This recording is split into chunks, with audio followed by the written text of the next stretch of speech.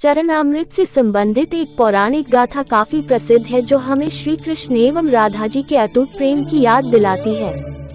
कहते हैं कि एक बार नंदलाल काफी बीमार पड़ गए।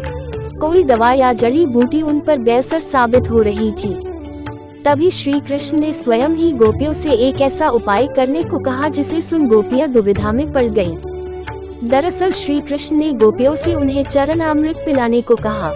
उनका मानना था कि उनके परम भक्त या फिर जो उनसे अति प्रेम करता है तथा उनकी चिंता करता है, यदि उसके पांव को धोने के लिए इस्तेमाल हुए जल को वे ग्रहण कर ले तो वे निश्चित ही ठीक हो जाएंगे। लेकिन दूसरी ओर गोपियां और भी चिंता में पड़ गईं। श्री कृष्ण उन सभी गोपियों के लिए बेहद महत्वपूर्ण थे। वे सभी उनकी परम भक्त थीं, लेकिन उन्हें इस उपाय के निष्फल होने की चिंता सता रही थी। उनके मन में बार बार यह आ रहा था कि यदि उनमें से किसी एक गोपी ने अपने पांव के इस्तेमाल से चरणामृत बना लिया और कृष्ण जी को पीने के लिए दिया तो वह परम भक्त का कार्य तो कर देगी, परंतु किन्हीं कारणों से कान्हा ठीक न हुए तो उसे नर्क भोगना पड़ेगा। अब सभी गोपियां व्याकुल होकर श्री कृष्ण की ओर ताक रही थी और किसी अन्य उपाय के बारे में सोच ही रही थी कि वहां कृष्ण की प्रिय राधा आ गयी।